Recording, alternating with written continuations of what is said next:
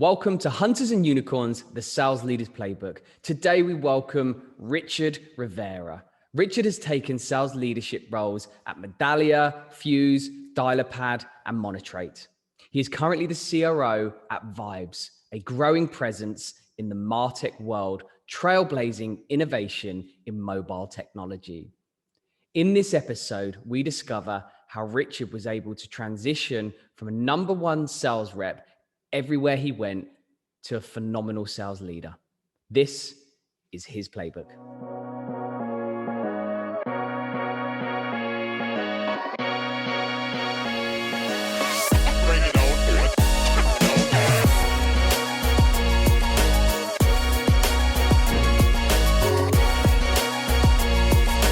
Special edition series for 33 CxOs, we investigate one of the greatest success stories in the history of software sales.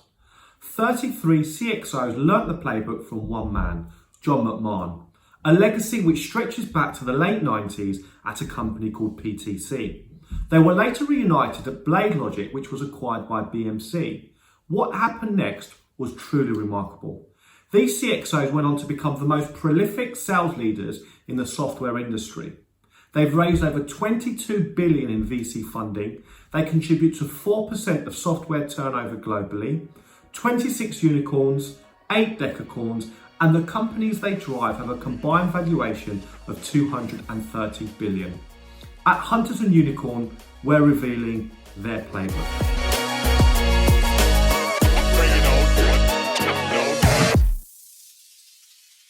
Welcome to Hunters and Unicorns. I'm Simon Kutis and I'm joined by my co-host, Ollie Kune. Hey, everyone. And it's an absolute honor to be joined today by Richard Rivera. Richard, welcome to the show. Hey, fellas. How you doing? All very good. Welcome to the show, Richard. Great to have you on it. No, thanks for having me, guys. Appreciate it. So, Richard, in the way of an introduction, you've taken multiple CRO positions, including Monetrate and Dialerpad, having also taken senior sales roles at companies such as Medallia and BMC.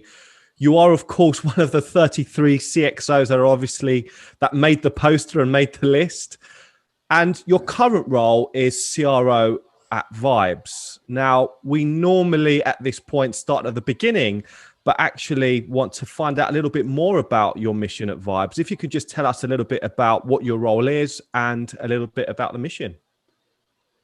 No, yeah, and again, I just appreciate it, guys. Appreciate you taking the time to spend with me, and appreciate what you're doing. I love the pre-sales. Love the pre-sales series. I mean, I don't know if guys told you this, but I mean, the secret weapon of BladeLogic was absolutely the pre-sales team. And I know my guys were the absolute A team. So you're doing great stuff, and thanks for letting me be a part of it. No, at Vibes, I'm Chief Revenue Officer, and it really aligns to where my fulfillment is, which is really driving more of the full go-to-market and excellence across it. So I run marketing, sales, and services. And as far as who Vibes is, I mean, it's very similar to where I've been before, and that's incredibly important. I always tell folks, when you take leadership roles, you got to set yourself up for success and putting yourself in a situation where you mitigate as much risk as you can. And for me, I like to go, I only go to enterprise. Probably a lot of the folks that you interview, I don't know if you've noticed, but you don't see many that are leading heavily SMB mid-market products. Why? Because, enterprise is a tough playbook to go get in and build pipeline and control that more complex sell. So Vibes, like BladeLogic, like Medallia, like BMC, a platform.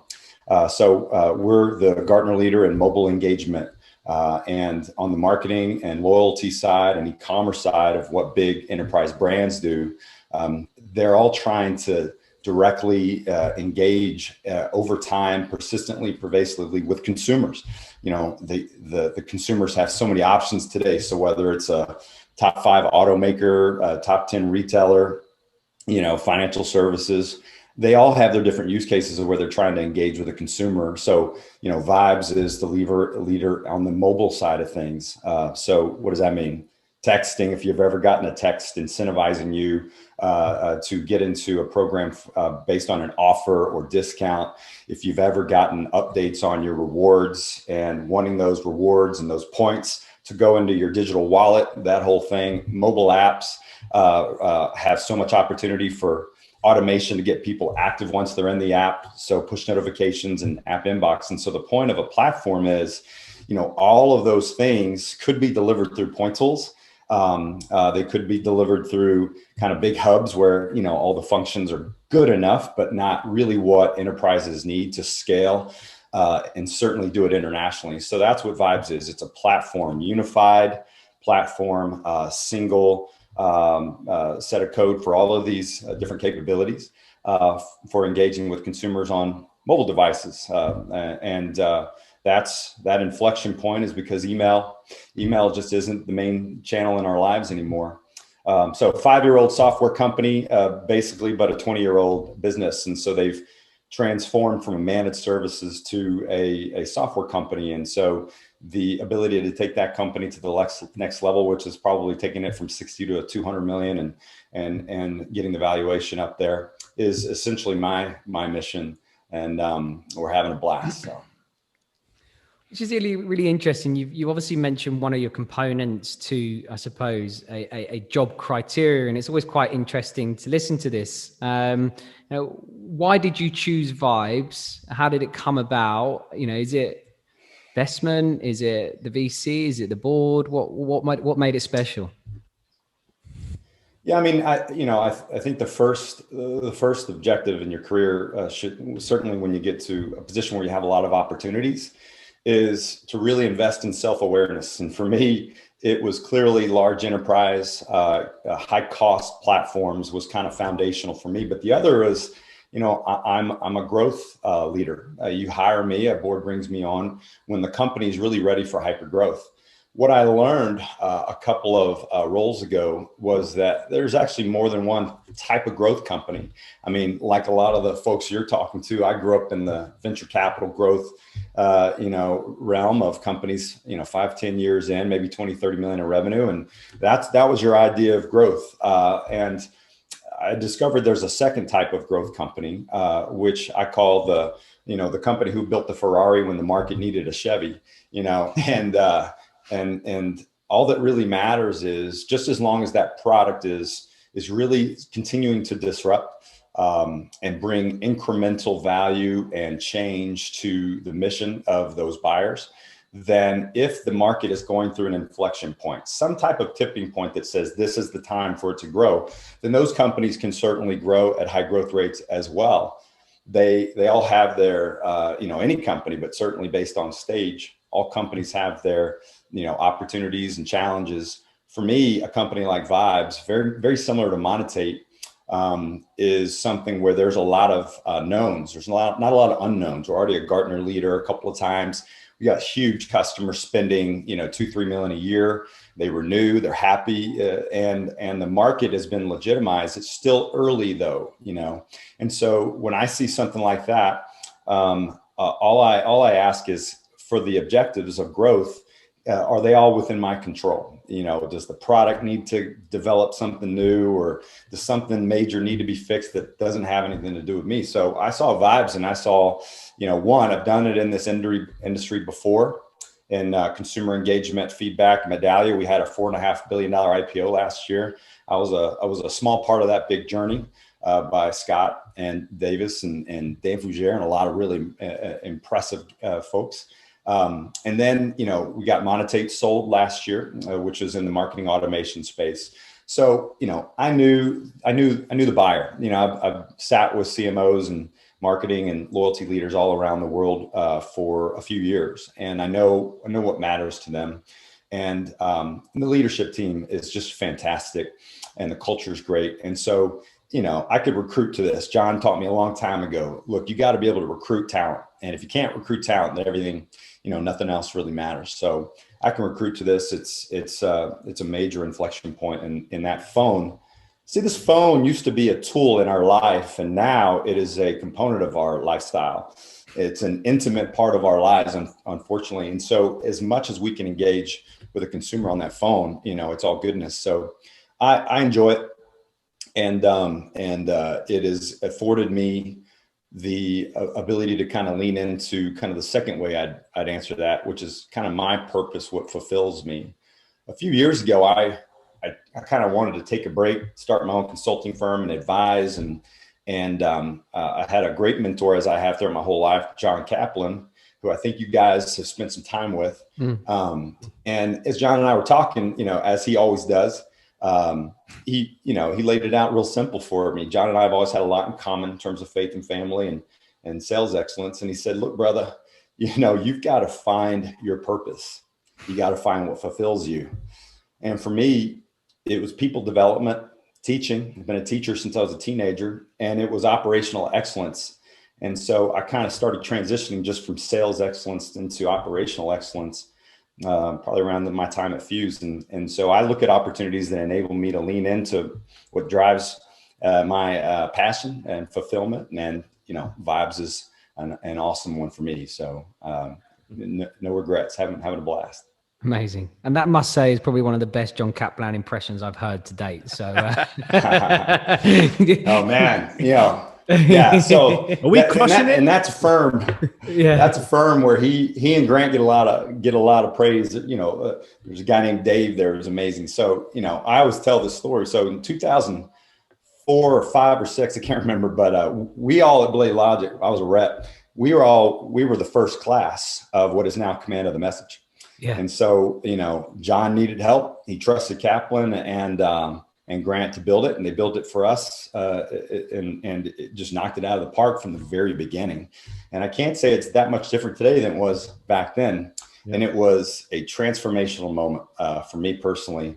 And then John and I just kind of formed that relationship for the last 15 years. And again, there's a lot of relatability there between us, but a wonderful man as well as a leader, Yeah, we've had him on the show, and the way in which he talked about his four quadrants is just incredible. He just articulates it so well, which you would expect, right? but yeah, no, it was really, really valuable, and we had some great feedback from that. So, taking it back.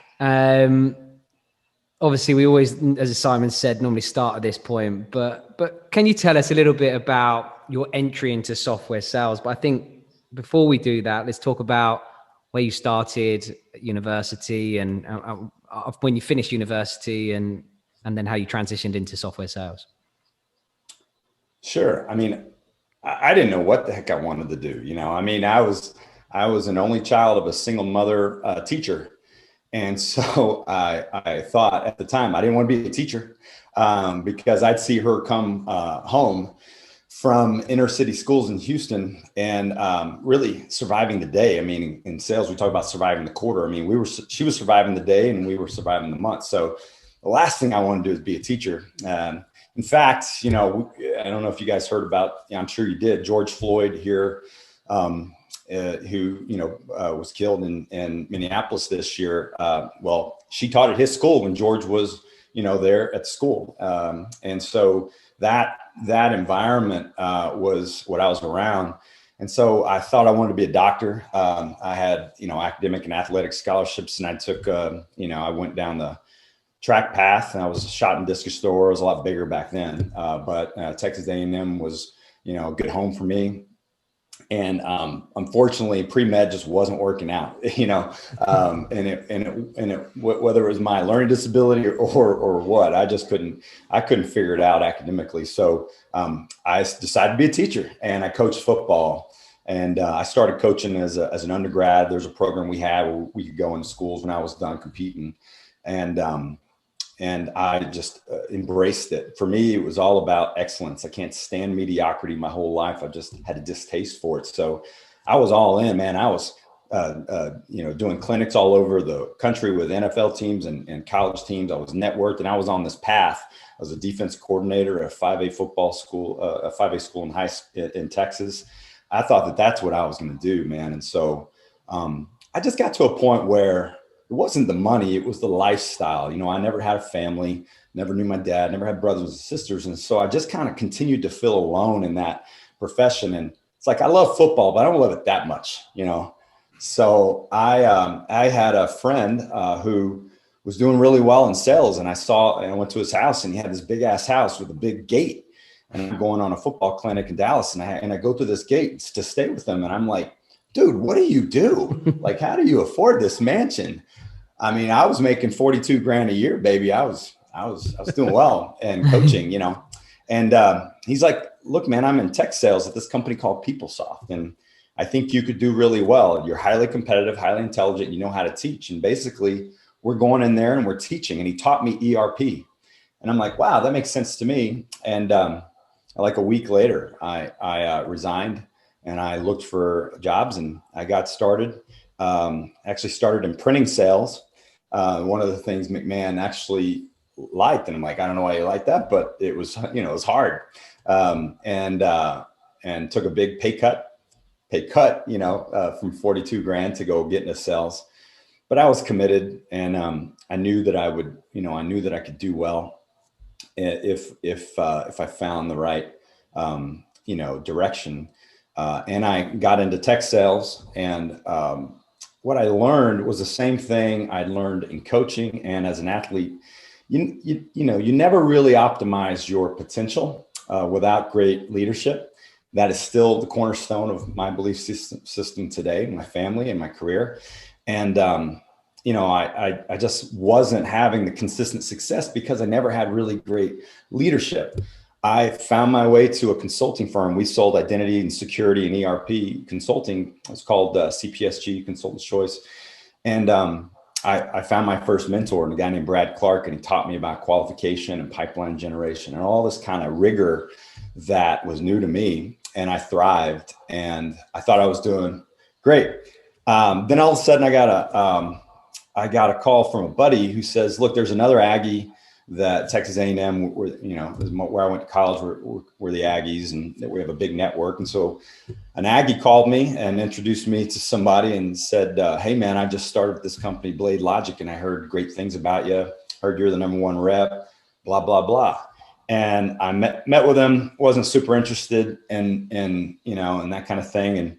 And I went home, and I basically decided I wasn't going to take the follow-up interview. And a very close friend at the time said, this will be the mistake of your life. Why would you never want to at least see what opportunities are in front of you? Because I was making plenty of money at the time. I was making 150 grand a year, you know.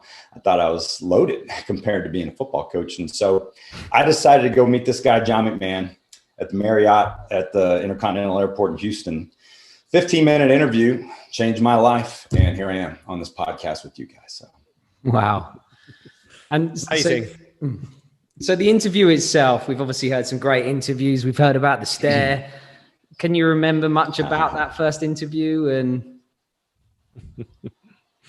yeah, I mean, I've heard all those stories, you know. Mark Craney and I went to dinner one time, and we were talking about his story, and it was a McMahon story. I'd say my experience is, you know, the opposite of that. You know, you've heard a lot of these things, I'm sure, already. You know, John knows what he's looking for. I looked him right in the eye, and I just have a thirst to learn from people. And I learned from the moment we started that interview. I could tell how he felt about that manager in the room who was recruiting me, and that manager didn't stay with us very long. I could tell how he felt about himself. I could tell how he felt about that company and the opportunity, and I could tell how he felt about me. And he asked me a couple of questions of what mattered most to me. And I told him, and then he sold me on those things that mattered to me. And if you talk to people who are really great recruiters, you know, Cedric Pest or Andy Byron, we focus on what matters to you, and we align ourselves to you. And we all learned that from John. And, you know, it was great. And like I said, 15 minutes in, I got a job offer and went to work. So I did, you know, It was a great experience. Yeah, it seems to me, Richard, that one of the things that I'm kind of hearing quite a lot of, you seem to be an all-in kind of guy, right? There's no kind of dithering. There's no kind of halfway house. You're either all in or you're not. Do you think that's one of the things that really kind of has helped you make success in everything that you've done? And is that also part of the reason why John McMahon obviously selected you and saw that in you when he chose to give you that offer? Yeah, I mean, I've never really thought about that term all in, other than, I certainly learned at a very young age the power of commitment. And and when I say the power of it, I mean the energy that it brings and what it drives you. There's a phenomenal book called Positive Intelligence by a professor at Stanford. And when he talks about PQ, it's about the power of the mind to either have disruptive thoughts and judges that slow you down, or the power of the mind to really drive you. And so when you're not committed to something, inherently your habits and behaviors will be uncommitted, and they'll slow down and they won't go as fast. And I grew up a football player. And so when you slow down in football is when you got hurt, and I learned that from football coaches, and I never got hurt. My mother drove this statement as a strong Christian woman. She said it all the time. It's like, don't do anything half-assed. If you can do it half-assed, don't do it, and it resonated with me. I mean, look, man, I grew up in a survival culture. I mean, my school, every day I felt scared, a little bit. My school, she was a little scared every day she went to teach. And so we didn't have any money. And so you just kind of grow up that way. And so it kind of leans to the things that I look for in sales and any type of performers. That resiliency, you got to see evidence of it. But most of the time people hold back. They're not all in. They're not, in other words, committed. I usually look to leadership, and, somebody hasn't helped me understand the purpose of why I should be all in. And so I've just had really great leaders around me that have given me that purpose. And yeah, I get all in, nothing half-ass. And it enables you to also realize that in order to do that, you kind of have to eliminate the noise. There's just a lot of stuff that you could do in a given day, and just eliminate the noise, be very mission driven, and be all in, I guess. So yeah, I look for that when I hire. What do you mean by eliminate the noise? Yeah, I mean, you've got so many choices in a given workday, and for me, it's about, as a leader, it's about, with my leadership team, we're trying to win the week. So we got 5 days to really accomplish what we needed to do this week, which was, we take last week and there's good things and there's opportunities, and we focus on fixing those opportunities this week. And those 5 days go by real quick. And even when you think about a given day, I mean, look how busy you guys are. You're recruiting for cybersecurity companies. You're doing 15 podcasts, you're studying psychology on your off time, and you probably have families. I mean, so anything that really detracts from the mission. So, when you're mission oriented, meaning I am focused on this objective and this outcome, then you have to ask yourself, I've got a choice here. Will this enhance the mission or take me away from it? And if it takes you away from the mission, it just means it's noise. It doesn't mean it's not important. It just means it causes you, when you're mission driven, it forces you to be thoughtful of how important is this to make an impact on what I got to get done.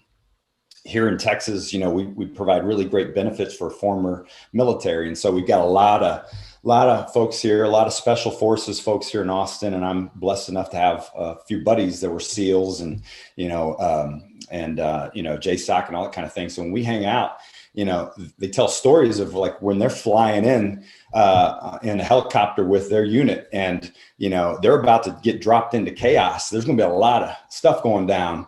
And so they have to be very focused on the mission. Everything's noise. And I've got rules that help me make decisions in the minute, like Medic, that simplify things for me. And we're in and out on the mission. And if anything gets foobar that we can't accomplish the mission, that's what tells us we got to get out. And so I try to drive the same thing home on my executive teams, helping them understand what noise is, and all the way down to reps and CSMs. And it usually disarms people and helps people relax. You don't have to do as much. You just have to make more impact. That's something I learned early on, luckily. Yeah. I suppose the effects of that are that you average 237% above your quota at BladeLogic.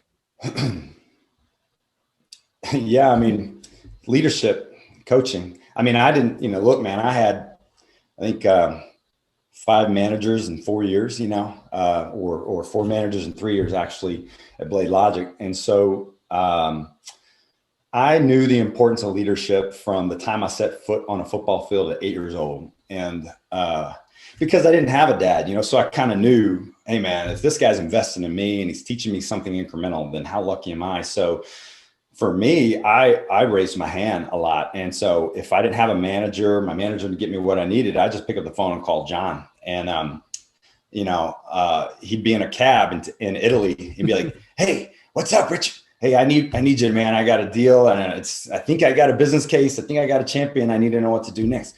Got it. Call you back in 15 minutes. Boom. And he'd call me back in about 14 minutes. And it would be quick, but he'd ask me laser focused questions. I'd get laser focused answers. I'd walk away from that call with a plan. And so when he couldn't, he'd assign a manager to me. He assigned Scott Davis to me, and I didn't even report to Scott.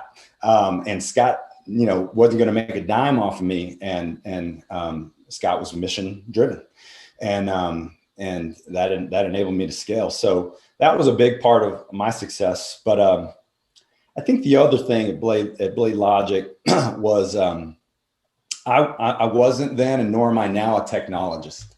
I mean, I was the last guy to move from cassettes to CDs, from CDs to whatever they have now. And I'm just not that into it. I'm like the opposite of Mark Musselman, and I think for me, it was leaning into what I do. I came from football. I came from a teaching background.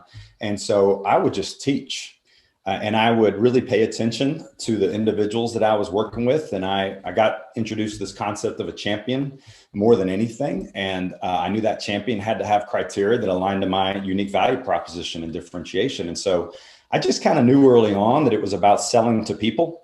And so biggest champion of my career, this dude named Cole Crawford at Dell, who, gave me that first $500,000 commission check that changed my life. I mean, he's now Mark Musselman's boss. He started Vapor.io. So I was just surrounded by really smart people. And I said, I'm going to find the smart people and connect to them. And so I tried to create emotional and intellectual connections with people. And they were so smart. They knew why my technology was so good. And that's kind of how, I focused. But look, man, I was in survival mode. I had over $100,000 credit card debt at the time.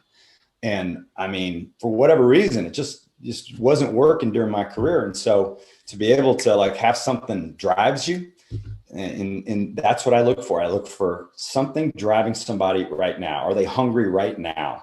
Not 5 years ago.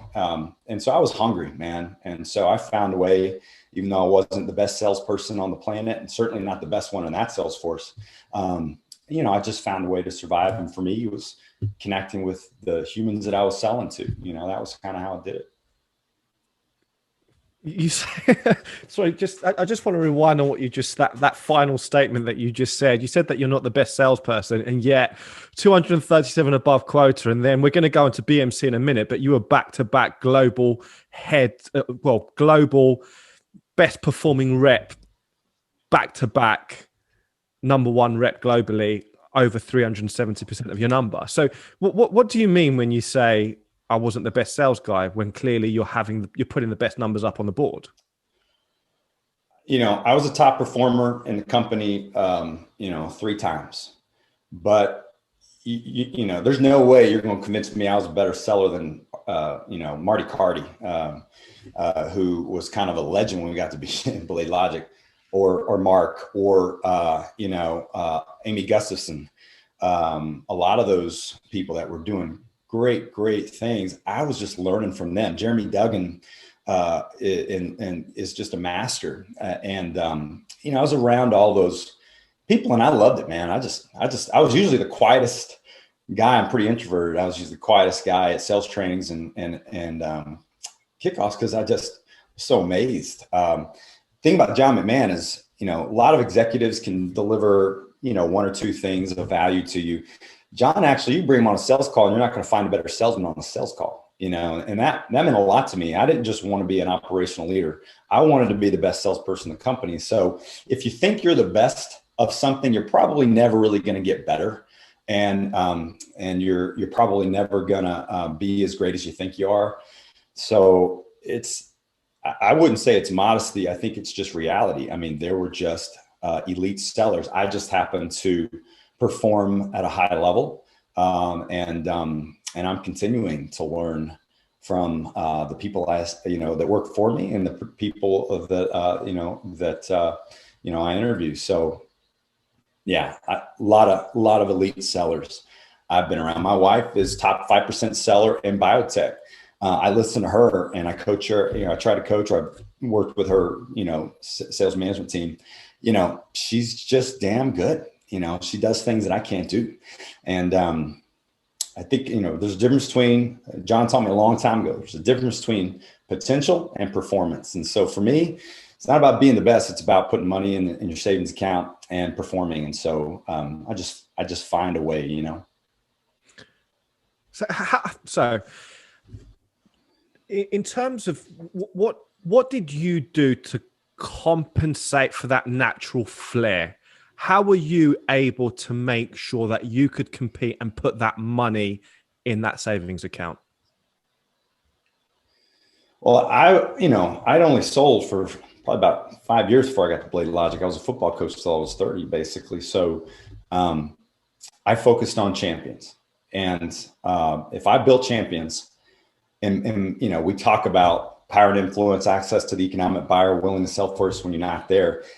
I was focused on really smart people. Like I could find smart people who had power and influence, and smart people who had access to the EB. So I focused on building them into champions, and it was because of my lack of experience and knowledge about technology. I'll never forget my interview with John McMahon. I mean, I didn't know what a server was. Okay. Going into the interview and never heard of it. I was a server in college. I was a really good waiter.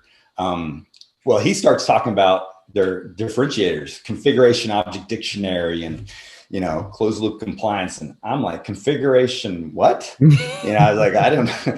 So I was like, what is an object? And he explains to me what an object was. And I got more confused. And so that's certainly changed over the years. I've intentionally been in a lot of different domains. I've been in cybersecurity, IT, marketing, social, and communications. And so, I learned quickly, but I didn't have a passion for it. And I felt like I was so much further behind than the others. So I just focused on people building champions. And at the end of the day, the simplicity of that was something I really connected with, because we tend to overcomplicate things for our sales force. You need a value pyramid. You need a medic. You need your command of the message. There's a lot of things we throw at reps. And so for me, I was overwhelmed and I didn't have a great manager. And so I just focused on champions.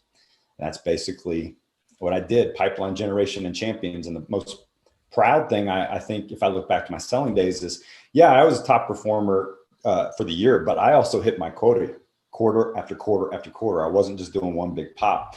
The reason I made a lot of money, was because I would have a big pop, but I also hit my number during the quarters. And that gets you into big accelerators. So I just focus on champions. That's kind of what I still focus on, basically. That simplicity element is actually a playbook element of yours. It's something that, you seem to have taken. Did you grasp that at BladeLogic out of necessity for yourself, and it's kind of almost become a core pillar of your playbook to really help, I suppose, give your reps the tools that they need to also survive, and really how you can really break things down? And you talk about incremental. Is that what you're really referring to? Yeah, exactly. I mean, I went into management finally at BMC, and I had to sit down with my manager at the time, this guy, Kelly Connery, who's also from PTC. And I said, Kelly, what do you want me to do? He's like, look, you just need to teach these people to do what you did and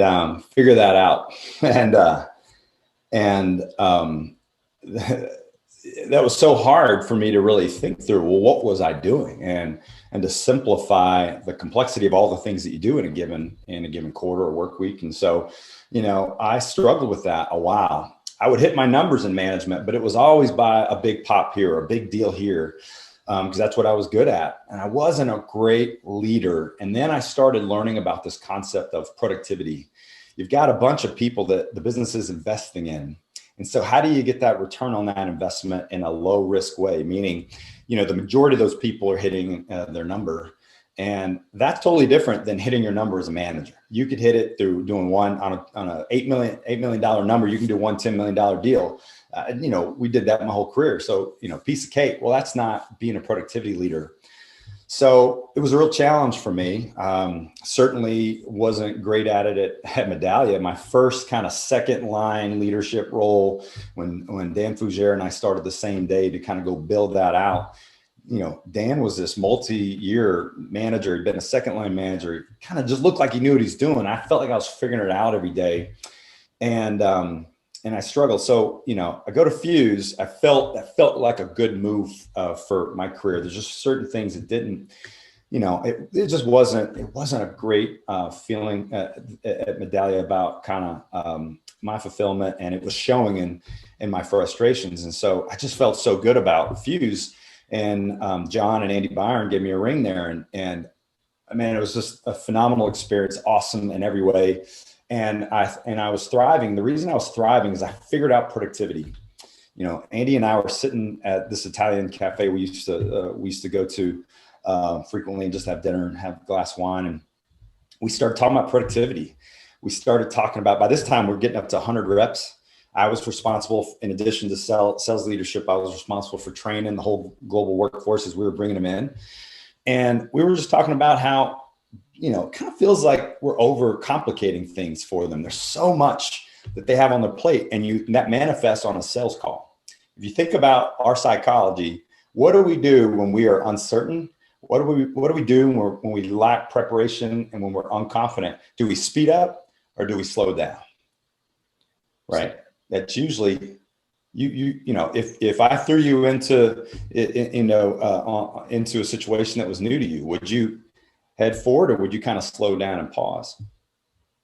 I think historically I would have just sped up, but over time I've learned, I think maturity has allowed me to kind of slow down and try and wait for an answer to come in and an intervention to come in, I suppose. Yeah, you're right. It's the maturity. The longer, my kids, we just went on a ski trip. My 5-year-old twins just go straight down straight down. They're flying. It's super dangerous. But as you mature and you learn more about your risks and more reasons why something's not going to work out, our natural survival instincts are to slow down. And that's what was happening on sales calls. And by the way, leaders never really know what's going on in the field unless they get in the field. Abraham Lincoln was a great leader because he led from the front. He got into the battlefield. And when you see it and observe it, you realize you got a problem. Andy and I are both lead from the front guys. We were going on sales calls and we were just comparing notes that, man, these reps are slowing down. They're stuttering. They're not, they're hesitant, and it's causing confusion and uncertainty with the buyers. And so I made a commitment. We were going to simplify and we were going to focus on less. And so then my journey was just figuring out, what do you focus on? And I went back to, why does a buyer take a meeting with you? Let's just focus on that. What makes them stop, look, and listen, and then engage with you when you're on a meeting? What makes them become a champion? Like, we all want a champion. Well, what makes somebody become a champion? Well, first, what I learned as I studied more, it's like, you got to get emotionally connected to something before you can ever get intellectually connected to something. So how do you get emotionally connected to a technology product? What does it do for you? What problems does it solve? The bottom line is, again, eliminating the noise. What really makes an impact? And so separating kind of non-negotiable process from, these are tools that you have at your disposal. And what I want you to do is focus on this one thing. And then that one thing as a Salesforce level is the best practice of simplifying and driving productivity. But then at an individual contributor level, or me leading a manager or a second line, it's what one thing can they work on right now? What one thing will make the biggest impact for them? And so as I started to figure out at a Salesforce level or at an individual level, getting down to the one or two things that really made the impact and just focusing on that for a quarter, or with a rep, just focusing on one thing for a quarter or so, I realized I would see, incremental improvement. And it's all about driving incremental growth. And then before you know it, you look back and you've just created $1 billion company. So, that's the way I've tried to approach it,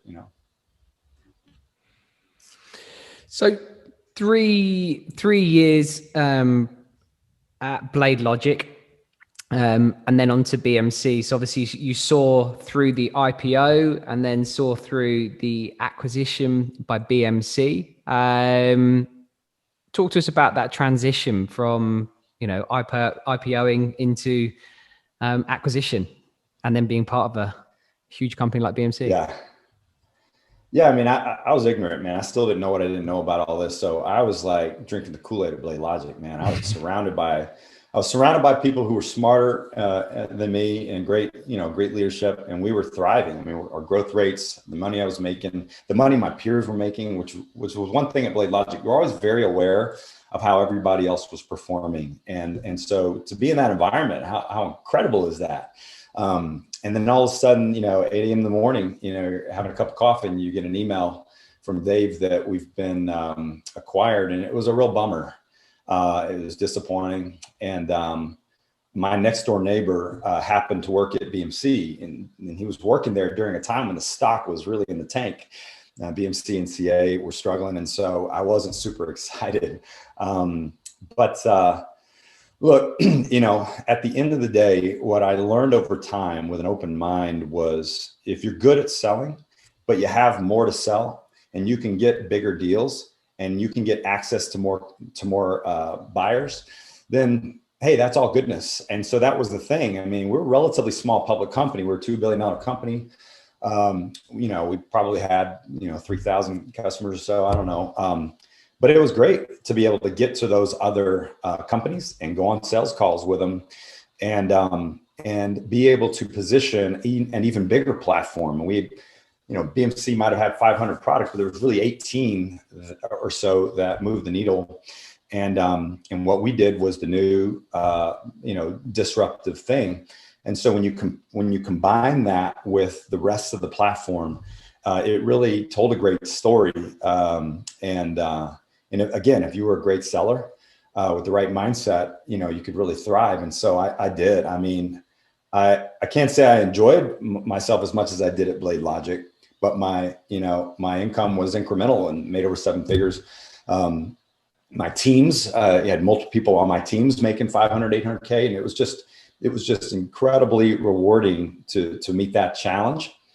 And culturally, I'm actually, a little different than some on the point of view. I just appreciated the culture. I thought there was a lot of phenomenal sellers. I mean, Keith Hoskinson, one of the top reps, and sold, $20 million deal at Walmart. And he subsequently has been at Medallia and Sprinkler. I mean, he was one of the startup guys at Cisco. I mean, so Matt Mathis, was phenomenal. I mean, we had people in that sales organization who were really elite sellers. It just wasn't everywhere. I mean, you didn't see it everywhere. And it wasn't cultural.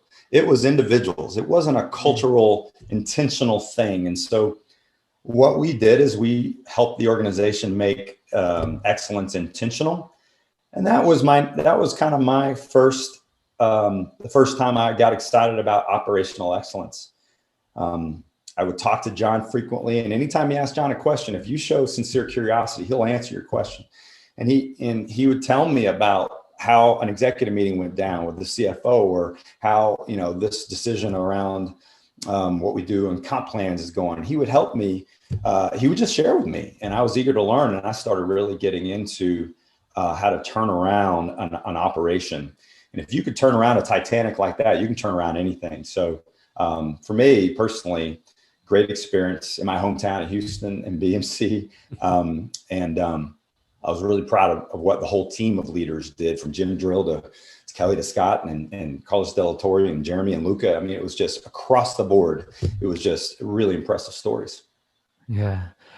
Which is incredible, because then 2 years back to back, global #1 seller, closing over 28 million US dollars in system automation, which is just outstanding. And for an individual that, says they're not a technologist, and with an individual that has just said that, it's all about simplifying over a huge, large portfolio of products, you are obviously and clearly a master of that, because that those two elements, you would assume with those two comments that you would have struggled in an environment like that, right? I had confidence, in what we learn as sales leaders is, success breeds success. You've got to get reps achieving success, because that's where certainty comes from. Tony Robbins talks about a certainty loop. And so when we experience something is when we develop certainty. And until we experience something, we just have a lot of doubt. When we have doubt, and our perspective is doubting, then our actions aren't as driving as they need to be. And so, I had enough experience that I had confidence, and I was certain that I would be successful. So what I did is I just said, give me the biggest opportunity. I don't care what account it is. You just give me the biggest one. And I'll go find a way. So, 1 year they gave me AT&T. AT&T was a big CA shop. They had, they were doing around 3 million a year with BMC, which is mostly like mainframe and maintenance. And they're like, yeah, man, if you can turn this one around, we'll give you a team of people, a small little team, a big quota, and rock on. And for me, it was a big challenge. I'd already done it with a few other really large Fortune 10 companies in my career. And so I went in there and I figured out what the business needed, what AT&T needed. I met with individual people and I figured out what they individually needed. The company was merging with a lot of different telcos. So I figured out what these individual people needed and what they wanted, what mattered most to them, what the problems they were solving, what desired outcomes they had. And I met with my team. I brought us all together and said, look, guys, there's a deal here. We can solve those problems. We can deliver to those outcomes. And that's our mission. Our message will be the same with everybody. Everyone we meet with, it will be the same message. And we're going to put a bunch of pieces to the puzzle together. And we got 10 months to do it. And, 10 months later, we did the largest deal in company history at BMC at the time. And for me, it was fun. It was a $60 million or $50 million deal. But for me, it felt no different than a $1 million deal. And so again, when you develop certainty as a leader, and this is why I always ask my leaders, I'll only put leaders in who are masters of the craft that they are leading, because the individuals that they're leading are looking to them for incremental value, impact, And so if you're not a master of the craft, then you shouldn't be leading people. You're looking to get out of prospecting. You're 40 years old, so you got to go take a management job. Is that your motivation, or are you a master and do you have a passion for really teaching and driving that? So that just started building more and more certainty for me. And it also continued to validate that it was about the human beings I was selling to and me aligning what we did to the problems they're solving and the desired outcomes they had. And then just working your ass off thoughtfully across all of those different people and those power buyers and putting the pieces of the puzzle together. So I've repeated that over the years. And it's probably the most, outside of developing people and leaders, it's probably the most enjoyable thing I do, in this job. Yeah. And you mentioned there, and it's really interesting, as you mentioned at the beginning of the show, we spoke about the pre-sales edition that we've just released.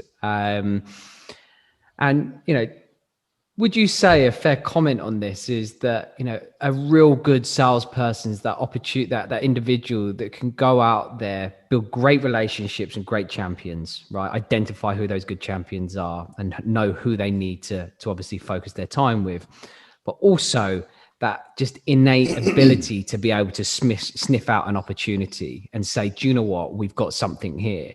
Then you've got a great team behind you which say, look, this is the opportunity. Let's talk about this. Is that, and do you think that's the main core part of it, having a great team behind you and being opportunistic?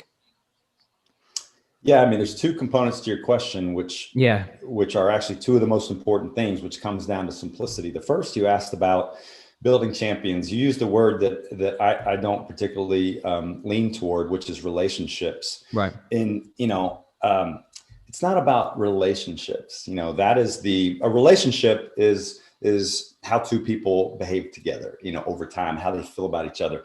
This is about getting another human being to put their reputation on the line. There's only so much political capital you have when you work at a big, monolithic, bureaucratic company. So how do I put my reputation on the line for you and your product?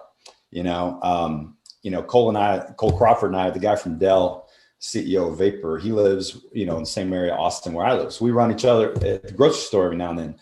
We've seen each other at the airport. What do we do when we get together? We talked about what we did at Dell together. We talked about what he's doing at Vapor. We don't go out for barbecue and have a drink. Yes, if you are blessed enough by God to have the relationship chops and the personality chops of Mark Musselman, you can make a friend with anybody on the planet. But I was a highly introverted seller. And so for me, it was about, if I can really make an impact on your business and you personally, then why would you not, choose us? So that champion building intuitiveness is really critical. But the second part of your question was qualification, which is, at the end of the day, respecting and realizing that your time is critically important, not from just a self-respect perspective, but literally when you're spending more time on deals, when you're spending time on deals that you shouldn't be, you're not building pipeline. The number one killer of a sales year is deals. And so that sounds counterintuitive, but working on deals that you shouldn't be working on prevents you to build pipeline. Pipeline should be our ethos. And so, again, I go back to the simplicity principle. And for me, Medic was the health of the deal. And so part of my playbook is, and it's evolved. I mean, I certainly was overcomplicating things and adding too much things. And Fougere told me one time, it was great advice from Dan, look, you gotta replicate before you innovate. And I was putting so much out there because I enjoy creativity that I was overcomplicating things when I started out in leadership. And so I actually have gotten back to fewer things. And so Medic is the health of the deal. That's why I never added P's and C's and all this kind of stuff. I mean, it's just it's a 6-item checklist that tells me, by the way, that's what a paramedic does. That's what a neurosurgeon does. They have a mental checklist from their training. And in the moment of chaos, in the moment of nerves, they go back to that checklist. I teach my linebackers, you're about to snap, and what are your eyes on? If he does this, what do you do? And it's just a mental checklist that enables you to relax in the moment. So for me, that's how I sold. I wrote Medic on my notebook every sales call in my entire career. I'd start the meeting that way, MEDDIC. And it focused me and it helped me relax. And so the health of the deal tells you if you should be in that deal or not. But it also, and this is where I feel like I've taken it, and I don't know if it's unique, but it's certainly what I focus on. This is telling me two things. It's telling me the health of the deal, whether or not I should stay or not. But it also tells me my deal gaps. And so we call them Medic gaps. If I know the gap to good, then I can make a choice of, can I impact that gap? Can I fill that gap? Do I have control over that? If I don't have control over filling that gap, that usually leads me to walk away. If I have control over filling that gap, what that drives is my deal strategy. So my Medic gap tells me my deal strategy. So I have used Medic, and for my teams, we use it just as much as a strategy guide as a qualification guide. It is not a sales process. We have a sales process, which are the stages to align with how someone buys, right? But, qualification checklist gives me my gaps and it drives my strategy for this point in time. Maybe it's for this week. I work week to week. So we have a Friday forecast call. Last week, you said this was your gap. Here's my guidance and coaching on what you can do to fill the gap. Next Friday, tell me how it went. And when you have those milestones week to week of filling a gap, it simplifies the sales journey, no matter how long the sales cycle is. And then I pulled that into customer success, because SaaS is about upsells, getting more revenue over time out of the account. So now my CS team knows Medic. They've been trained in Medic. What are the gaps in this account? Is it an economic buyer alignment? Do I have a champion? Is the decision criteria, not centered around us? That's my gap. It drives my strategy as a CSM. And week to week, I'll inspect and coach, or my leaders will inspect and coach. How do we do against filling that gap? And it drives our strategy and taking care of customers and getting them toward value realization. My marketing team focuses on decision criteria. If at the end of the day, you need to be driving your decision criteria towards our unique value proposition, that my positioning and my awareness through website and content all should really be helping drive the decision criteria of our potential champions. So who are the different people that buy from us, that take meetings from us, those personas? What decision criteria do they need to have to take a meeting with us and to prioritize us? So when I launched my new website in March and a new visual identity and new logo and all that, the positioning will be focused on decision criteria of the champion targets. So I've just really tried to focus on the simplicity and the commitment to Medic in everything we do. And, it works for us, Yeah. That's just so insightful, and so much of what you're saying there resonates with much of what we're really focusing on. But I just want to go back to one of the comments that you made, which was referring to the first part of the question, which was about the champion piece, because one of your playbook elements is about building vision-based positioning.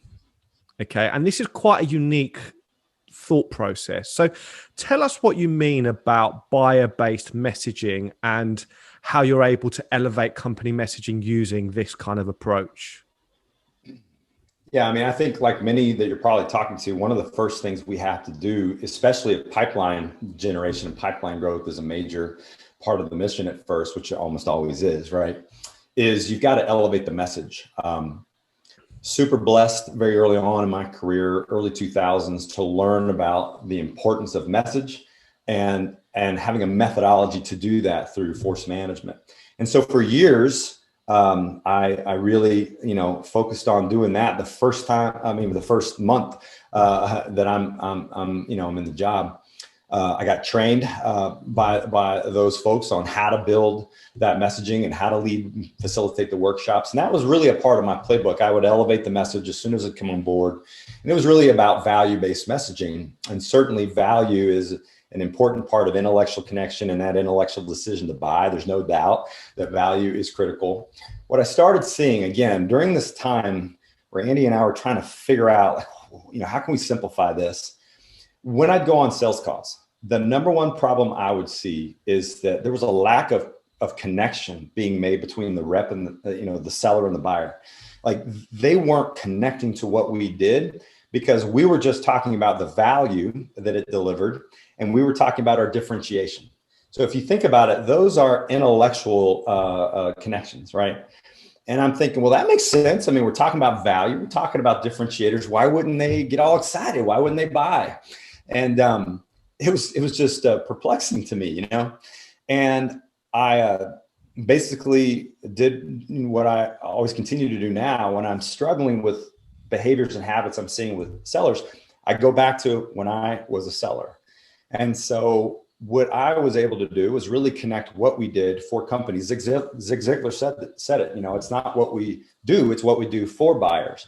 And so I realized that, first of all, there's only so many words in the English vocabulary. So value, there's only so many things you can say about value, and technologies have been advancing so much. Everybody had been adopting value-based selling, whether through force or their 20 competitors. And so everyone was saying the same words, using the same ROI. And with technology advancing, everybody started having very similar differentiators, or even worse, what makes this hard on all of us nowadays, it used to be that we had one or two competitors that could really disrupt and solve a problem. Nowadays, there's 5 or 10 different ways to solve the problem. How many ways are there to manage and secure a hypercloud today? What I realized was differentiation and value has to be critical to your messaging, but I want to first understand how we build that emotional connection. So what I did is I actually took a year off after I left Dialpad. I was a CRO at Dialpad. And, I decided I was just going to really get some mental health that I needed at the time. And I was going to really invest in learning about this mystery of why these sales calls were always so awkward. And so I realized that, first of all, it starts with the profile. Yes, you got to have IQ. You got to have intellectual velocity to learn and adjust on the move, but you got to have EQ. You've got to be able to understand others and have a self-awareness and awareness of them and adjust to them. But the ultimate objective in that person-to-person connection is that they first form an emotional connection. So it's the way our brains are wired: survive, thrive, and think. So think about your brain in a sequence: survive, thrive, and think. So, our first brains were the Neanderthal brain, and it was about survival instincts. And so what does that mean in your sales messaging? I need to disarm that survival instinct, meaning I need to attach myself to the problems that you're really worried about, and let you know that I'm not a threat. And I need to do that through my marketing content, my awareness campaigns, my prospecting messaging, how I kick off a meeting, and how my sales presentation kicks off. And it's just psychological. It's like a password. Before we allow ourselves to get to this thrive part of our brain, which gets excited and we want to do things, we've got to be disarmed. And that was it. Objections were happening because we were challenging the buyer too soon, right? Why in the world would we want to challenge a perfect stranger before we really kind of help them understand how we align to the things they care about? So I basically evolved the messaging into vision-based positioning, and it's really all about the buyer-based sell, whether it's website, whether it's our collateral, whether it's how we're leading a sales meeting. Vision-based positioning is very similar, but it's basically, I want you to understand how we align to your biggest concerns, your problems you're solving, and the desired outcomes that you have. We disarm prospects that way. We disarm buyers. And that journey that we take you through, we're getting you emotionally connected to what we do, because you haven't figured out what we do yet, or value, or ROI, or differentiation. But you're thinking, wait a minute, you are attached to something that really matters to me. And now I'm listening. And you put your guard down and you focus on, all right, well, take me to a happy place. And that's when we get into great stories and outcomes that we can deliver. And even still, we're not getting into value and differentiation. And so it's all about when to talk about these things. And that all aligns to the problems that I was having as a seller. We talked about what we do, how we do it better, but I wasn't really connecting that to the buyers. And so at the end of the day, starts with hiring profile. You got to have EQ. You got to have a high empathy for people to be able to sell this way. You got to really, really know the buyer. You got to know those personas. You got to know their world. And so you got to train that and teach that to your people. And now there's relatability, there's familiarity, and whether or not they buy from you or not, the bottom line is they're never going to get intellectually connected to your value and differentiation until they're emotionally connected to you. So, it may sound psychological and scientific and complex, but actually we just simplify it. What does our product do for buyers? And that's been a big game changer for my teams, I think. That's so fascinating. I tell you what, there's probably a masterclass in just that piece there. There's so much more I would want to talk about on that particular subject, because I find it absolutely fascinating. And I think it's going to resonate a lot with a lot of the sellers out there that are listening to this podcast. But you also mentioned an element of your playbook 3, which is, your sales hiring profile. Can you talk a little bit more about that, please? Yeah, I mean, I would assume most of us who've kind of been raised by McMahon all probably prioritize the same things. And, IQ, and for me, I look for intellectual velocity.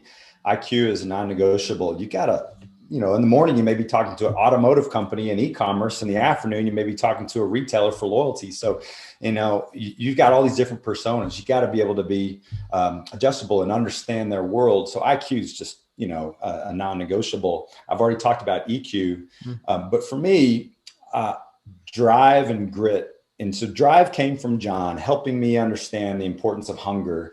And again, folks like Tony Robbins, you'll study this in all types of different performance psychology, that, if it's all about a bias for action, and if you're not driven right now, if you're not hungry right now, that's probably why you're not succeeding. And so either you're hungry by your circumstances, like credit card debt, new baby, new mortgage, or you're hungry because you've chosen to be hungry and you take on that identity. And either way, you can figure that out in an interview. I also learned from, my last few years, as I continue to learn, about the importance of grit. Angela Duckworth has a great book around grit, and it's about resiliency. I mean, think about it. Sales, you're doing good if you're successful 1 out of 10 times. In baseball, you're a millionaire if you're successful 3 out of 10 times. So there's a lot of disappointment, a lot of things to recover from. And even with like great messaging and great training, like, if, I train around objection avoidance, not objection handling, right? So even with all of that perfect plan of how it's all going to work out, you're still going to get rejected the most of the time. So, resiliency and grit is something you got to see evidence of. So as I started continuing to study profile over the years of performers, and of course you got performance side of the profile, which is based on the role. But, these core traits, as I studied those, I realized, I got to train my leaders on how to interview to this. How do you look at a CV or a resume? This was a major part of Force Management's early playbook with us in training all of us. And then I started training leaders around it. But, anything that you expect as a leader must be trained and coached, right? We all talk about measurement, of course, but anything that you expect as a leader must be trained and coached. And so if I'm expecting my recruiters to bring me A+ talent that fit this profile, then I need to take the time to make sure I've documented it. It's crystal clear, it's simple. And then we've talked so that you're connected to it. You get it, you're committed to it. If I don't take that investment in you, you're going to send me candidates that don't meet the profile. I'll get upset because you're not meeting my expectations. You're excited about how Andy Byron really takes time and invests with you. Well, you know what? It's because he learned that if he expects a certain output out of a recruiter, he better give some investment into you. And that's kind of, what I felt when I was on the other end.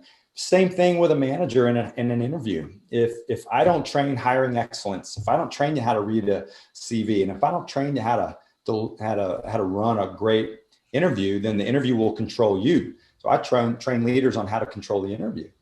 It needs to be evidence-based interviewing. A salesperson is inherently pretty good at one thing, selling, and our job is to get them great at qualification and messaging and all these other things. So I need to see evidence of that, take the emotion out. And if we care about a certain level of experience, pipeline generation, I need to ask questions that help me see evidence of it.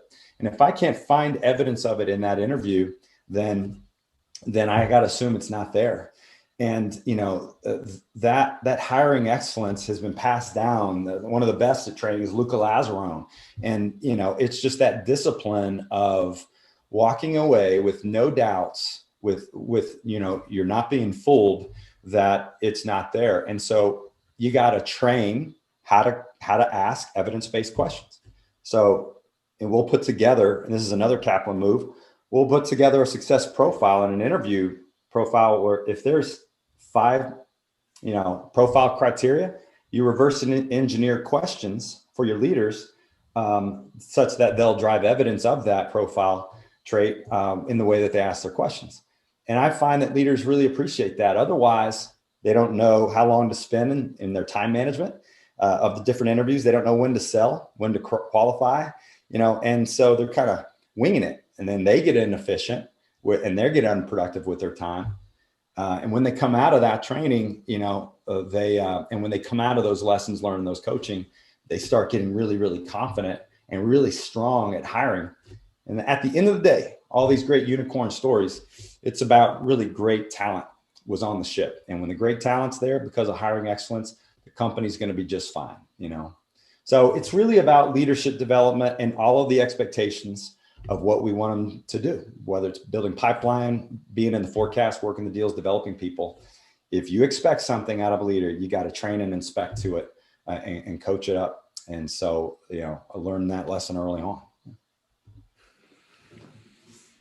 Yeah, so insightful.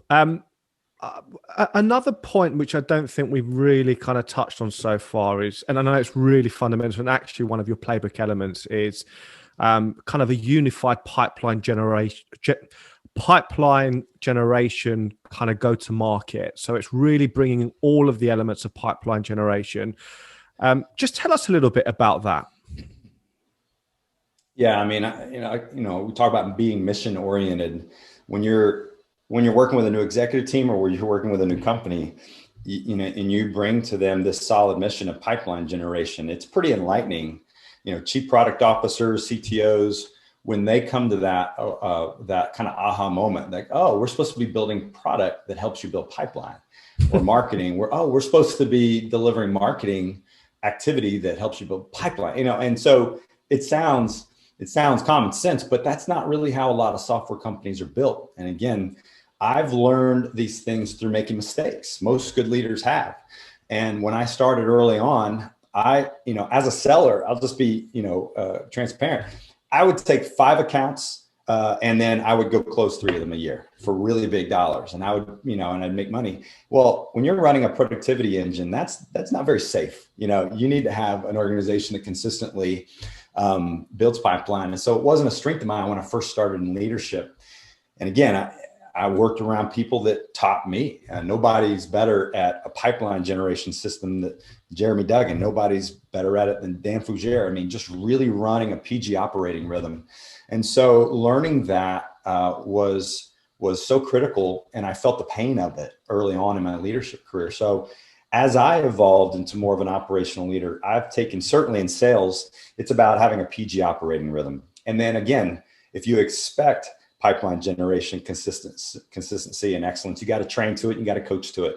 But that operating rhythm weekly, and how you lead the quality of the work and all that is critical. But I actually learned that why stop there? In SaaS, there's many other resources, essentially 3 other resources that should be being able to help you build pipeline.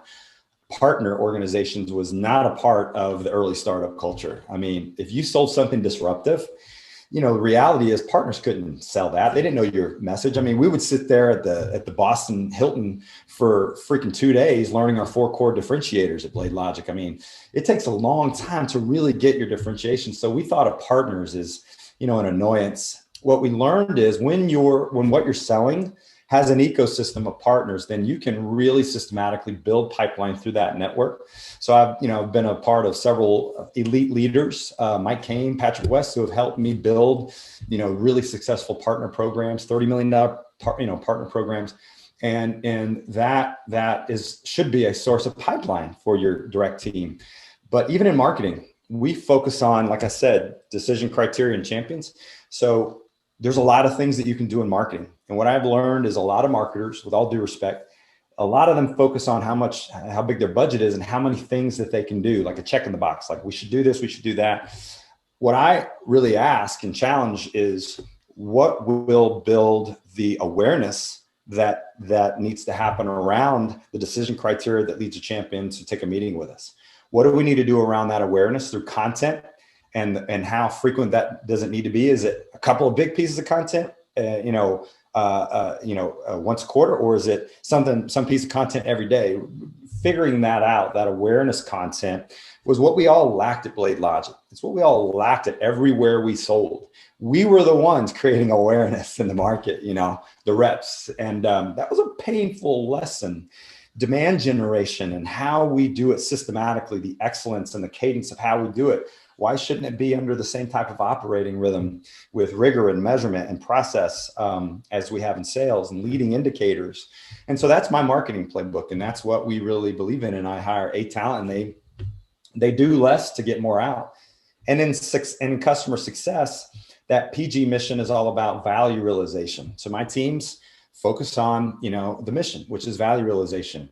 And if we don't know how to drive value based on what we sell, then we got to train them. And so we certify them on value realization playbooks. And then we hire to a profile of people that can teach and guide big enterprises, big stakeholders. And all of that results in this systematic building of pipeline, and it happens pretty fast. Here at Vibes, in my 7 months, we've grown pipeline 50%. That's because of my team, and how they've executed. But it's been intentional. It's not accidental. And that's what I learned working around people who were just better at it than I was back in the day. The PG mission is just so critical. It can't be minimized. I'd say that, and your medic, your medic focus and a buyer focused go-to-market. Those are probably the 3, that and hiring profile, probably the 4 most important things that you focus on. So it's critical. Yeah. How integral is the SDR function when it comes to pipeline generation? Is it, you know, the... Yeah. Yeah, that's a religious question for a lot of people. You know, we never had. I was a BDR when I left coaching, and I learned a lot. But we never had that when we were reps. You know, we never had anything like that. At the very end of BladeLogic, we just hired a bunch of former college athletes, and they're all, you know, a lot of them are very successful today. Dalton Van Hatcher, and Mike. You know, there's some really cool stories there, but we didn't really build a lot of pipeline from them, and it's because, you know, connecting, like emotionally connecting with an executive or mid-level buyer at a big enterprise, it takes a level of maturity, and it takes a level of empathy that comes from experience. Empathy is something you can learn. It can be coached. IQ can't be coached. Can't change what mama made, you know, but EQ is something that you can learn and grow. And so when you're 22, 23 years old, you just lack experience. You may be empathetic, but you struggle to have the empathy to really be able to emotionally connect. So you talk about your product and your features and differentiation. What I have learned, or what I have found personally, is to really maximize that investment. I have them in the demand gen process. And so if I'm going to spend all this money on outreach and content that's flowing out in this engine and this daily outreach, account-based marketing to the right awareness content, into the right personas with the right content. If I'm going to invest all that money, then one thing we learned is people don't take meetings unless humans interact with them. So you got to have the systematic outreach of those BDRs to those campaigns, to the content that goes out. And it happens over time. No one just takes a meeting with you because you have some magic message the first time. You have to nurture it. You got to get familiarity, survive, thrive, and think, right? That human buyer has to develop familiarity with you. They have to realize you're not a threat. So that human being reaching out over time with messaging that really relates to you and is familiar to you, it disarms you. And eventually, you know, that intellectual connection says, I'll take a meeting with you. But that has to be it has to be nurtured through a human being. And I find, you know, those future superstar sellers and pulling them out in their career where they don't have a lot of bad habits, putting them into those roles early on in that demand gen team is incredibly effective. And then some of them move into sales and develop. Some of them believe they have a passion for marketing and they go that way. But, you know, it's kind of part of our unique playbook, I think, and our emphasis. And you know, if I talk about my playbook as a marketer, that's a big part of it, you know. And does Medic come into play at SDR level, or did you integrate that qualification methodology that early? Yeah, you know, I've encountered a lot of BDR, SDR programs that teach methodology like BANT or Medic and that kind of thing. And to me, it's noise. I mean, there is no opportunity to qualify. I'm trying to get somebody to stop, look, and listen. And then I want them to take a meeting with one of my reps. That's all I'm really trying to do. It's about the mission. And so if the mission is, how do you stop, look, and listen? I got to create an emotional connection with you so that I can get to an intellectual connection. That's what I'm trying to do over time. So that's what I teach them. I teach them that messaging and that positioning. So typically no one knows the positioning and the messaging of the company better than, you know, a good BDR team, because they're the ones really driving it every day. And then once that connection's made, it's just simply asking, do you have a bias for action to take a meeting with our rep? And why would you take a meeting with somebody? Why you? I mean, you know, Ollie, you're busy, man. Why would you take a meeting with somebody? It's because you eventually realize this is not a threat to me. This could potentially help me. And it could potentially take my business where I want it to go. And there's only a few things that could do that. And so you've connected to that. I'll take a meeting with you.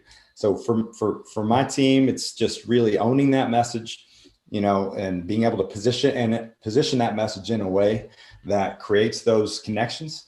And then, you know, you start getting your discovery meetings. That's not an opportunity. It's a discovery meeting. That's all we're really trying to drive. And then it's on the field to really qualify over time. And if they have a qualified deal, and then start focusing on their gaps, start focusing on building champions. And that's a hard job, man. We pay reps a lot of money nowadays to do that. And so I put that on the field, you know. Amazing. Thank you. So going back to your career, so we've gone 2009, 2010, entered into obviously the BMC acquisition as a global account manager, and made it into a first line manager role at BMC. Then shortly after that, 2 years after that, took on an area vice president role over at Medallia, which obviously you've spoken about in some detail. But talk about that transition, moving now into, second line, third line management. Yeah. Just personally, that was a tough decision for me, man. I'm very loyalty driven. As you can imagine, when you don't grow up with a lot of, leadership influences in your life, male influences, when you find people that are really impactful and they care about you, you develop loyalty. So here I was going through a whole career with John McMahon, who, to be honest with you, he's, probably, two most important people in my entire life in my early development. Next to my mom. I mean, he's just really invested in me, and he really put his money where his mouth was at times, and he was huge. And so then I had a guy named Scott Davis, who was a great friend, and he invested in me. And so here I am, and I'm like, I've got a couple of different decisions at the time of where to go. And so there was one that was a company who's now a $500 million company going public next year. They were $1 million in revenue that year, based out of New York. And for me, I kept hearing in my head something John had taught me a long time ago. If you're going to go into leadership, you better be set up for success. And so I just didn't feel set up for success going to do a early startup in New York. And so Medallia was one where it was 30 million. It's a business sell. I tend to lean more towards a business sell. And Steve Waske had just joined the board. He was chairman at BladeLogic and at PTC. And so I met with Steve in San Francisco. And I'll never forget it. He's a real quirky guy, super Mensa, and he's sitting there drinking soup out of a cup without a spoon. And I'm like, I'd never seen that before. And and he just really simplified it. Steve was big on commitment. He said, look, when you're committed, that's when you really do great things. Don't be half in. It's all about commitment. So a lot of that comes from Steve too. And it was a great journey. And it was my first time taking that leap to go do my BladeLogic. We were all looking for our BladeLogics, and just immense amount of learning, very successful bookings growth. We took it from 30 to 90 million in 2 years, over $1 billion valuation, built out multiple, leaders in the sales team. That's where I developed my first CRO. I took, one of the things I take a lot of pride on is developing future CROs and future VPs. I got 3 CROs out there, multiple VPs out there. And that was where I met my first rep I hired, who's now a successful CRO, and just learned a lot, man. I hired the best, in my opinion, one of the best reps from BladeLogic and Amy Gustafson. And I was surrounded by one of the best reps I've ever seen, and Jane Thompson, who came from PTC. And so I learned, and we did great. But when John called me about Fuse, it was called Thinking Phones at that time. And Andy had just joined, and I heard the names that were getting recruited there, in Europe. It was different. It was an opportunity for me to really advance and grow. And I didn't see that in Medallia. That's what was fulfilling me. And plus, and the mistakes that I made at Medallia, I was ready for, it was a good time for a fresh start. And so, it was a great transition, because like Medallia, and every leader, and I tell you this because every leader should have their own story. They're going to have their own story, but they should also have the awareness that if you're not intentionally growing, that means you got to take risks. If you're not intentionally growing, you're not going to grow. You're just going to be another sales manager. And, I took risks and really made mistakes and had a lot of success, and I grew. And so then, because of the pain and the mistakes, and don't get me wrong, we had a lot of success in Medallia, but I was able to really thrive at Fuse. And we took it from one rep, just like it, Medallia took it from one rep to multiple VPs and, dozens of reps. We were just killing our number, and grew that into, from 30 to 140 million in 3 years, and $1 billion plus valuation. So again, you start building certainty when you have experiences repeated over and over again. And then I just challenged myself and going to new things. So that was the journey from, Medallia to Fuse, So just to fill in the gaps for the audience there. So that was Medallia 2012 to 2014 as an area vice president, and then took on a vice president of sales role in 2014, and went to VP worldwide field operation, all the way up into SVP of worldwide services and revenue operations, which was quite a quick transition up to, senior level in just 2.5 years. So great career trajectory there.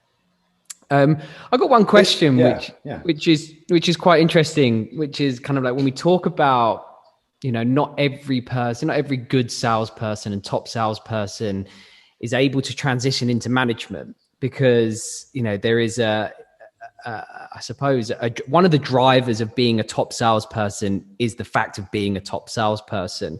When you step into first, second, third line management, then you obviously have to allow other people to take that limelight, and you have to take a bit of a backstage position. Obviously, you've done that very successfully well, but can you talk to us and how you were able to do that?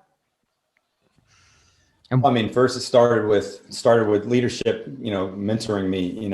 I always wanted to manage. I always wanted to lead. I was one of those reps. And it's funny, I have those reps today, and I can tell them, share the same lessons.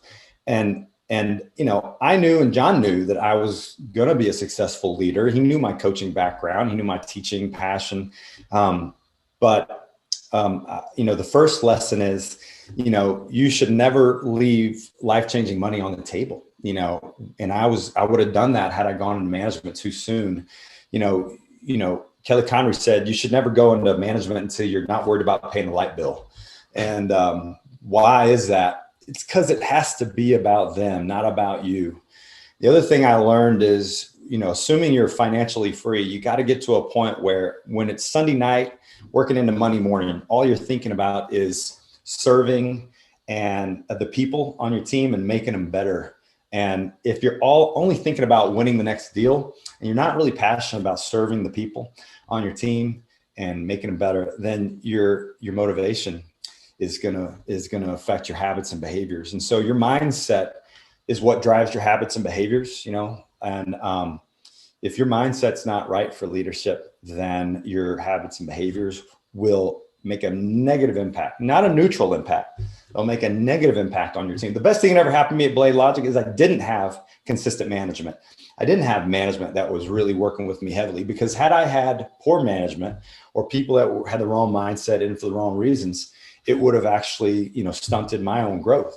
I would have much preferred a great leader to work with me a lot. But I think that was the biggest set of lessons. And then after that, like I said, you have to establish a vision of what good looks like. Leadership to me is establishing a vision of what good looks like, a plan of how they get there, and then developing them towards the plan, and then inspiring them every day, because that plan's pretty hard, right? And so leaders have to learn to be intentional about those things. You do that to a team, and then you also have to do that for individuals. That takes a lot of time. It takes a lot of energy, and all your individuals are at different levels. So I learned a lot. And then now where I've evolved, a lot of my passions is the second line leaders. No one ever trains second line leaders. No one ever tells you what to do different in a second line leader. So that's a big part of my passion. Those guys that are CROs or VPs now, I mean, we used to talk intentionally about what it means to be a VP, what it means to be second line. And the expectations have changed. And, that, to answer your question, that's my mindset and philosophy on leadership. And I do my best to try to train to it the best I can, hire to it the best I can. But to me, everything in this business, for it to be successful here at Vibes or anywhere else, revolves around the quality of the leaders that we hire. Yeah, and that's such a common trait across every single person that we've spoken to out of the 33 CxOs. So yeah, thanks for that. So April 2017, you actually ventured into your first CRO, officially CRO title, which was at Dialpad. How did you find how difficult was the step up from previous leadership roles to being the head, of the sales organization as a CRO? Well, I mean, obviously every career step's different. There were so many similarities. And that's about setting yourself up for success. So much of what we did there and what we do now is instinctual, because we've done it before. We built multiple $billion-dollar, growth companies, and, anytime you have incremental lessons, no matter who you talk to, probably more off camera, they're going to share, the mistakes that they made in that first role. But I love learning, man. I don't mind looking like the jackass. Because if it helps me grow and it helps me a better professional father and husband, man, all good, right? So, I did my best, in that first role to figure out what are the incremental things. But the things that I'm intentional about now as an executive leader are because mistakes that I made there. The things that I was so good at Fuse are because of mistakes I made before. So, you're a part of an executive team now. So a lot of what would go through my head were things that Luca Lazzarone and John McMahon had taught me about alignment amongst an executive team. You're not talking to a rep when you're talking to a CFO or a founder. You can't, lead by command and control, man. You got to really drive. You learn so much about commitment versus compliance. Cedric Pesh and I are real passionate about this commitment versus compliance, and getting a rep to be committed to leading indicators and activity for PG versus just making them feel like they've got to do it. Same thing with an executive team. All these things we want to do in enterprise sales and growth, they all cost a lot of money. And oftentimes it means also letting a lot of people go because they don't meet profile and, they're not going to set us up for success. And so for all these changes, which are very uncomfortable, how do you get executives to feel aligned to it? How do they get committed to it? So from the mistakes that, you make in executive roles, you learn how to drive alignment, how to drive commitment. And I talk about the commitment path. It's purpose, plan, and promise. For me to get committed to something, I need to understand the purpose of it. Then I need to understand the plan of how we're going to get there, a law of attribution. And then I need to understand the promise of what I'm going to get in return. If sales leaders talk to CFOs that way, they would have far less friction, but I didn't always do that up front. We got to do it this way. That's what we did before. Created $1 billion company. What are you, stupid? And, you really learn a lot about alignment and commitment amongst an executive team. And you also start appreciating company culture more. Look, man, at BladeLogic, company culture was John and Dave driving performance. That was it. And you're spoiled in an environment like that. But when you take on executive leadership roles, and I'm staying in an apartment downtown San Francisco, the culture and spending time with those people and creating trust and being intentional about trust becomes incredibly important because they're watching you make change. And you assume they all want the change. Maybe they're happy. They're making a salary. They're totally happy. They don't understand why you're making the change. They're not sitting in the board meetings. They don't know what Mark Andreessen's thinking about. They just care about, they're making a paycheck. And so, you learn about the importance of company culture and investing in them. And what you have is you start building company champions. At Vibes, I can honestly say I probably have a lot more champions outside of my org than I have inside the org because they're seeing positive things that are impacting them personally. Well, I try to invest in that now. So being intentional about trust building. Stephen Covey has a great book called The Speed of Trust, and being intentional about understanding how to build trust. All of those things, alignment, commitment, and trust at an executive and cultural level, all completely new when you're a CRO. That is not what you're experiencing in first and second line sales management. So again, great learning experience for me, and it's helped me, with my instincts today. So October 2018, you then made your move. Well, actually, there was a gap between Dialpad and Monetate, which is when you actually had a bit of time to set up your own kind of business, which again touched on one of your passions, which is training and coaching. And tell us a little bit about that time. Yeah, I started Gen Now because I really felt like I was motivated to lean into two things that I really had a lot of passion for, which is people development and operational excellence, meaning more than just sales execution, but really running a great software company. And so I had no idea how long I would do that, but I did it, and it enabled me to invest a lot of time in learning and reading and studying.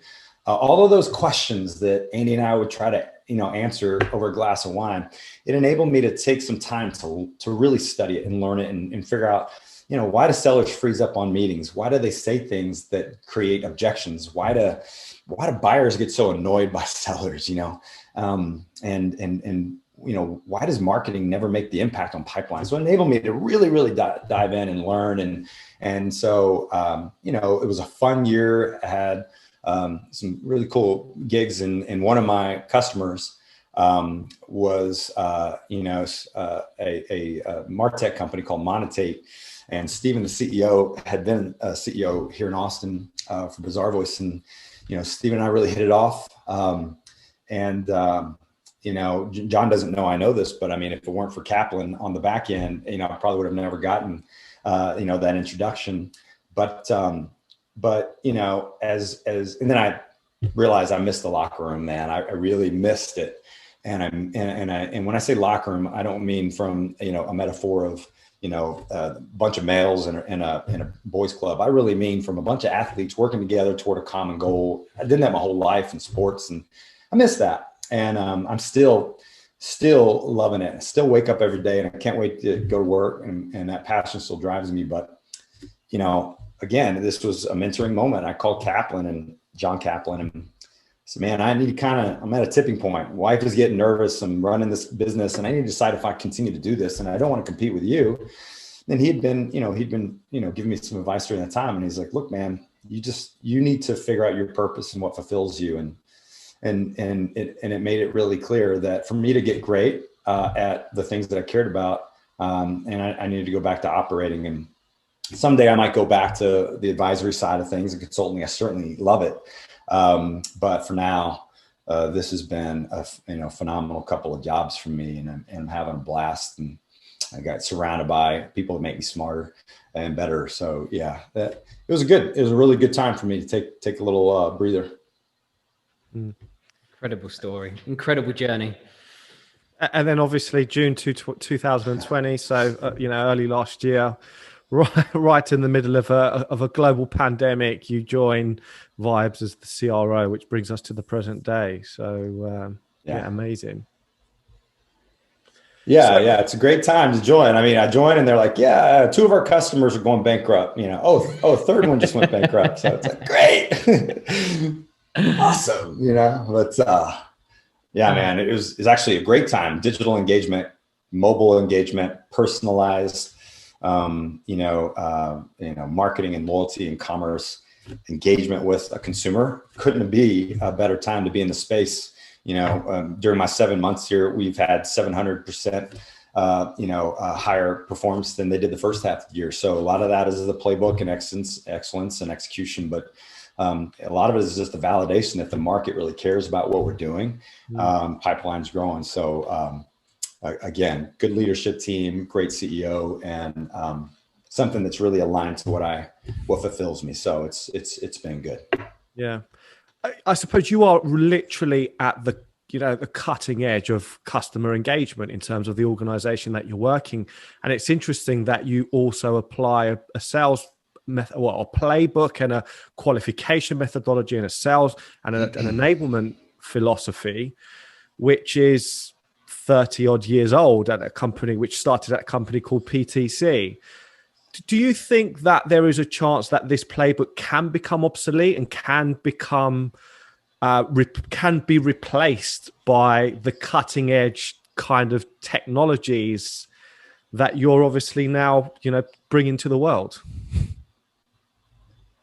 When I get asked questions like that, I always say that's kind of a God question, man. I don't know.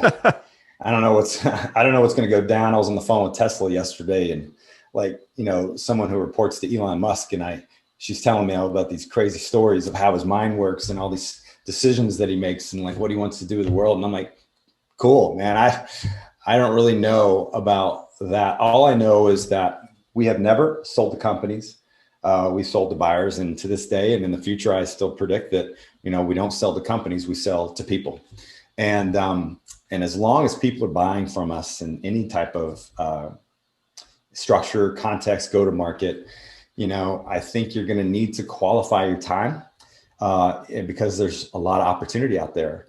And I think you're going to need to have people selling on your behalf. So a champion-based sell, I don't see that going away, at least in my world. Enterprise, complex, high cost platforms, and I don't ever see any company buying something because there's not an initiative associated with it, and pain and problems associated with that initiative. No one just buys something because there has to be an initiative and pain that really addresses it. So the bottom line is, it is simple, and it is the health of the deal. You'll never see me add another letter to it.